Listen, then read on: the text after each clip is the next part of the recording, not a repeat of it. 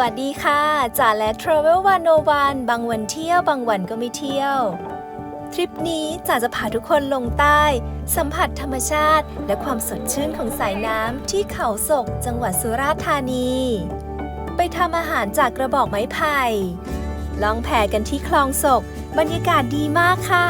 สายลมเย็นๆกับภูเขาที่เขียวขจีและนั่นตัวอะไรอ่ะเย็นกันแบบกลางป่าเลยต้มน้ำมาในกระบอกไม้ไผ่แบบนี้เลยที่นี่ได้รับรางวัลกินรีจากการท่องเที่ยวแห่งประเทศไทยด้วยนะคะสมกับฉายาขุนเขาแห่งป่าฝนที่ยังคงความอุดมสมบูรณ์และตอนนี้ก็เป็นเวลาประมาณ 7 โมงเช้าในตัวเมืองสุราษฎร์ค่ะ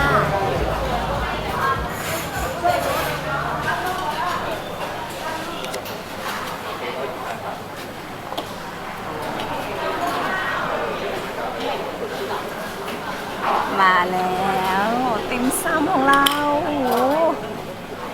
ดูเมื่อกี้แบบเลือกหยิบมาเพลินๆเต็มโต๊ะเลยค่ะ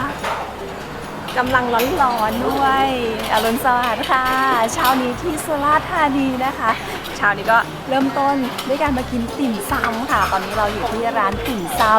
เจ๊กบักแต่เตียมเขาบอกว่าเนี่ยมาที่นี่นะก็ต้องมากินติ่มซำซึ่งเป็นอาหารเช้าที่คนที่นี่เขานิยมทานกันนะคะกันไปแล้วเหรอนี่ก็ได้คนตาม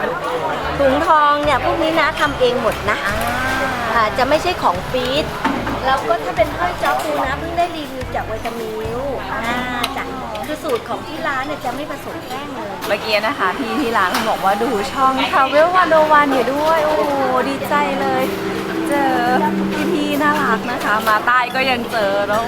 ขอบคุณมากๆเลยดังนั้นเวลาใครเจอเราเข้ามาทักทายกันได้นะถุงทองเขาบอกว่าทำเองนะคะเป็น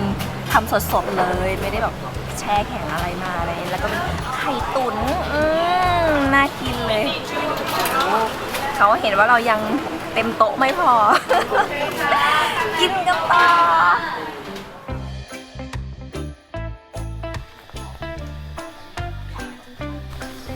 นั่งรถกันมาแป๊บนึงนะคะ ตอนนี้เราก็มาถึงป่าต้นน้ำบ้านน้ำราดนี่เขาบอกว่าเป็นอีกจุดท่องเที่ยวเนาะของสุราษฎร์ที่มาแล้วห้ามพลาดว่าเราจะมาดูแบบน้ำใสเยือนสระมรกตนะคะจากในตัวเมืองสุราษฎร์นะคะมาประมาณ1 ชั่วโมงตอนนี้จ๋าก็เดินเข้ามาด้านในแล้วนะคะพอเดินเข้ามาเนี่ยก็แบบร่มรื่นเลยเพราะว่าข้างในเนี่ยเขาจะเป็นป่าเลยนะนี่ต้นไม้แบบเขียวๆแบบนี้เลยนะคะแล้วก็จะเป็นทางเดินเข้าไปเรื่อยๆแบบนี้ค่าเข้าผู้ใหญ่30 บาทเด็ก15 บาทค่ะเนี่ยตอนเดินเข้ามาเราก็จะได้ยินเสียงแบบเป็นแบบเสียงสัตว์เสียงนกอะไรอย่างนี้นะคะลมลื่นมากมาถึงแล้วบ่อน้ำของเราสระน้ำมรกตให้ดูความใสของน้ำนะคะเนี่ยดูใสกริ้งเลยวันนี้ก็คึกคักหน่อยเรามาเที่ยววันหยุดนะก็ได้บรรยากาศความสนุกสนานเขาบอกว่าที่เนี่ยนะเป็นบ่อน้ำผุดธรรมชาตินะคะที่อยู่กลางป่าเหมือนเป็นฟิลแบบโอเอซิสอะเมื่อเราเดินในป่ามาแล้วปุ๊บมาเจอแหล่งน้ำใสๆแบบนี้ซ่อนตัวอยู่ข้างในเดินมาโซนด้านในเขาจะมีแบบเป็นกิจกรรมพายเรือหรือว่าล่องเรือนะคะลงไปแบบว่าเนี่ยตามลำน้ำแบบนี้เราก็เลยเดินเข้ามาเมื่อกี้สแกนจ่ายค่าล่องเรือเรียบร้อยจะมีแบบว่าให้นักท่องเที่ยวพายเองหรือว่าจะมีเจ้าหน้าที่เขาพายให้นะคะเราก็เลือกเป็นแบบว่าให้พี่เขาพายให้เนาะคนละ50 บาทแล้วก็ค่าพาย50ลำนี้นะคะจ้ะ ค่ะ ได้ไหม2 คุณโอ้ลำเดียวเห็นเมื่อกี้บอกโอ้เด็กๆนี่ก็คือนักพายเหรอโอ้เดี๋ยวพี่ผู้หญิงนั่งนี่เลยค่ะเดี๋ยวขอถ่ายรูปเลยได้ได้เดี๋ยวเอาไปแล้ว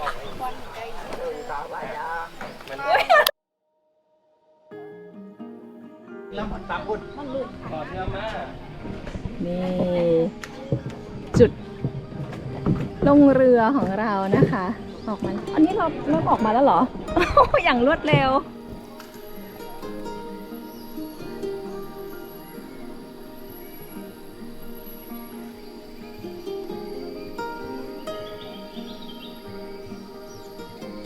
ก็เยอะจะเป็นวันช่วงหยุดยาวคนใหญ่เยอะ โอ้วันนี้คนไม่เยอะเหรอ ตอนเช้าพี่มาพี่ก็นึกว่าโอ้วันนี้วันหยุด ก็ช่วงคนเยอะวันหนึงก็มี6-7 เที่ยว โอ้แล้วทั้งหมดเด็กๆมีประมาณกี่คนนะคะ นี่ก็ประมาณ10 คน โอ้แสดงว่าวันหนึ่งก็60-70 เที่ยวได้เลย ใช่ ถ้าคนเยอะๆนะโอ้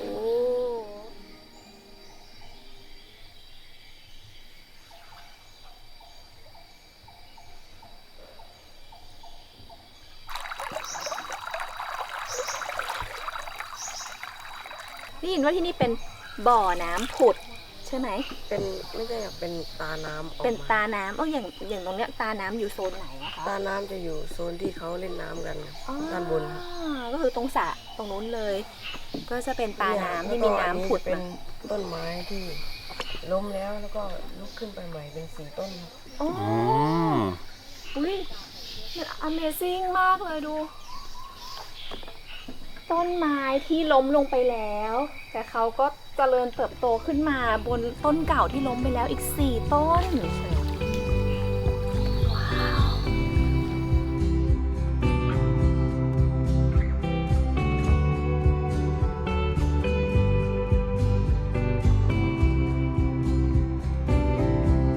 September comes, summer is gone. Do you think of me when you're trying to sleep? I'll admit you're getting pretty hard to miss. How did it end like this?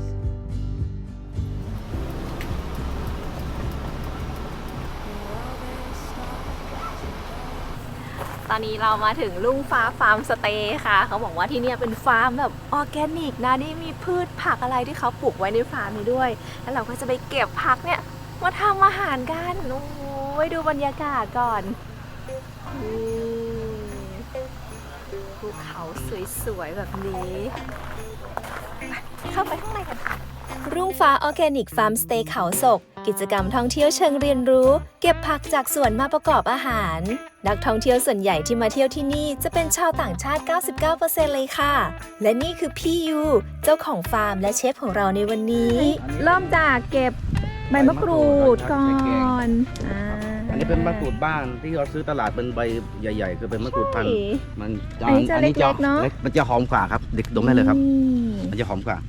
ครับต้องขยี้มันเด็ดแล้วขยี้มันนิดนึง ขยี้ ใช่เขาจะ แล้วก็เอามา แล้ว ดม แต่ถ้าว่าใส่พวก หอม ผัด ที่โน้มลงมานี่คืออะไรคะเนี่ย อันนี้ภาษาใต้เรียกยอดสมุยพี่ไม่แน่ใจว่าภาษากลางเรียกอะไรมันจะอยู่ในร้านขนมจีนภาคใต้ ยอดสมุย ยอดสมุยกลิ่นมันจะเป็นพิเศษมากที่จะให้ดมครับลองดมดูครับยอดสมุยมันจะอยู่ใน ร้านขนมจีนครับมันจะหอมแบบ เฮ้ยหอมมากเลยอ่ะกลิ่นแบบ ติดมือเลยครับ ใครเคยดมกลิ่น ยอดสมุยครับยอดสมุยบ้างไม่ ส่ แบ วน บ ใหญ่ นี้ จะอยู่ในร้านขนมจีนของภาคใต้ เนี่ย ครับ ลูกเนียงหรือลูกเหนียง ลูกเนียงครับ เนียง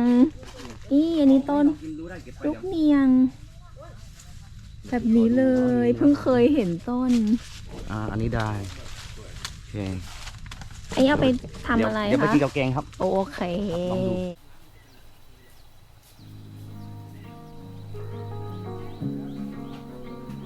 เอ้ย นี่ไงดูดิ เหมือนงูกำลังขดอยู่ มันงูมากเลยอ่ะ ที่มาของบนงูแน่ บ เล วย บงู นี่ หัวมีหาง เขาพี่ไม่มองด้วยอ่ะเดี๋ยวมันบาดแล้วมันเสียวครับมันถ้ามองแล้วไม่เห็นก็เลยไป เห็นนอนอ้วนๆอยู่ตรงนี้ ผมชื่อบิ๊กบอยครับ พี่ยูสอนจากขูดมะพร้าวค่ะ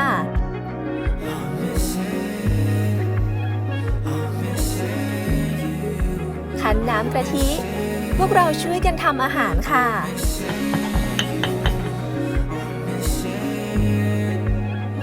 หุงข้าวในกระบอกไม้ไผ่ข้าวที่ได้เป็นแบบนี้เลยค่ะ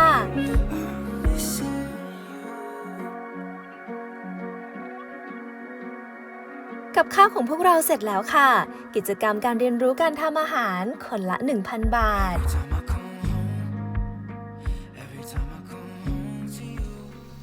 กินข้าวอิ่มแล้วไปกันต่อ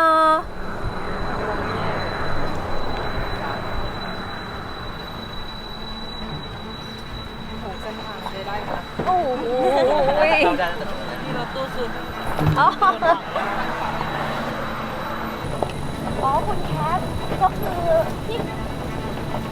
อ๋อพร้อมจะลุยกันมาตั้งนานแล้วกับการล่องแพไม้ไผ่ที่เขาศกเย้ทางนี้เลย ตอนนี้มาถึงท่าจะบอกว่าท่าเรือก็ไม่ได้นะเพราะแพเขาเยอะมากเลยท่าแพ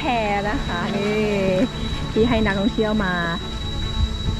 ลงแพกันตรงนี้โหเห็นแพเนี่ยเยอะมากเลยนะเต็มเลยค่ะไปกับแพลำนี้เตรียมตัวออกเดินทางกันค่ะค่าล่องแพเริ่มต้นที่ลำละ500 บาทอันนี้เราจะล่องไปไกลแค่ไหนอะคะ4 กิโลกว่าก็คือถ้าเป็นทางถนนเนี่ยประมาณ2 กิโลแต่ถ้าเราล่องไปในลำน้ำแบบนี้ก็คือ4 กิโลกว่า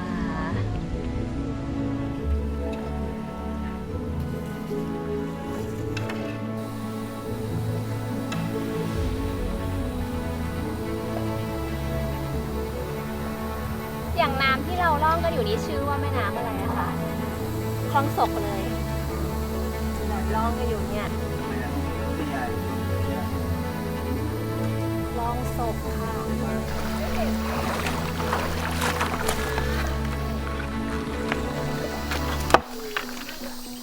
นี่เป็นผม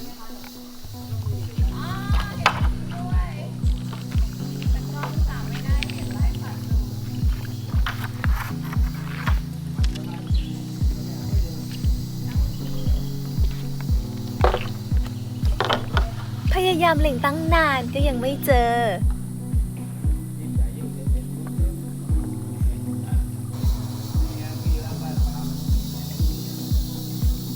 ต้องมีเสียงจิ้งหรีดอะไร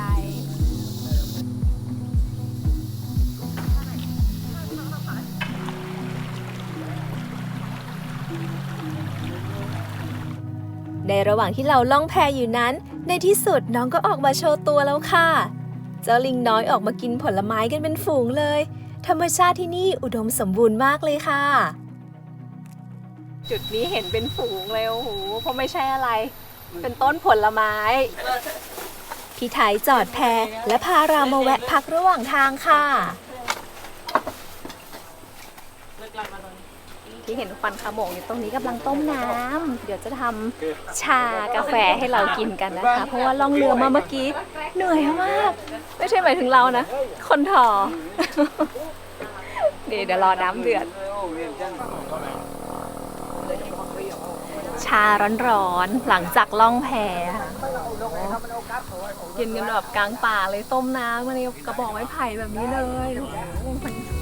บรรยากาศ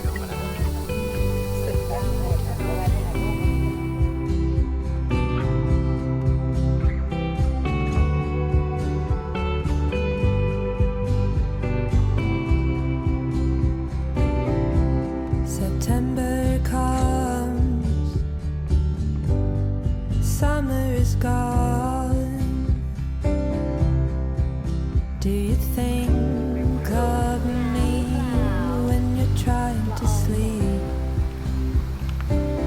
เราก็ยัง I'll admit ล่องแพกันต่อ you're getting pretty hard to miss. เขามุมนี้ก็สวยค่ะเป็นรูปแบบว่า How did it เหมือน end? ภูเขาอวตารเลย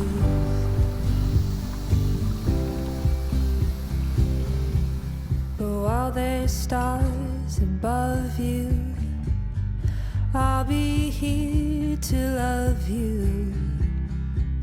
if you know what I mean.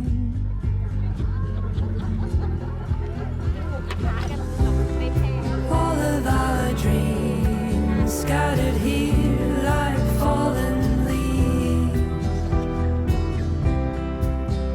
till I can't breathe. All of our dreams scattered here like fallen leaves till I can't breathe.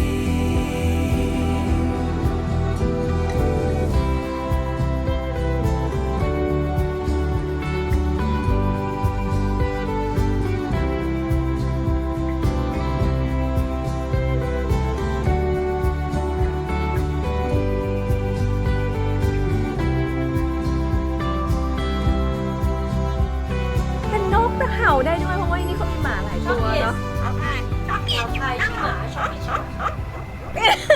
บ นหมา บนหมาบน ที่นี่มีหมาหลายตัว นั่งลง ฮะมานี่เลย อ่า อันนี้พันธุ์อะไรเหรอครับ นกเอี้ยงหงอนดำเลยเนาะเจ้าเอี้ยงไม่ธรรมดานะเราเนี่ย